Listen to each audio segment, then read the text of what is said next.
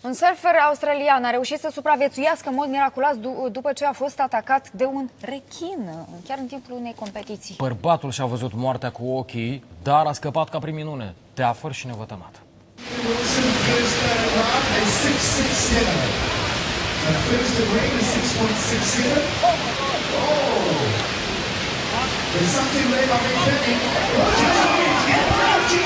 Mick Fanning se pregătea să urce pe placa de surf când a fost încolțit de un rechin. Prădătorul l-a răsturnat în apă, iar sportivul nu s-a pierdut cu firea și a început să strige și să-l lovească. Organizatorii concursului au intervenit imediat și au trimis mai multe bărci pentru a-l salva.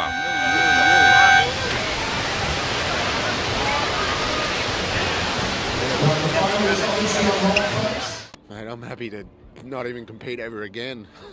Like, seriously, like to walk away from that, I'm just so stoked. And oh man.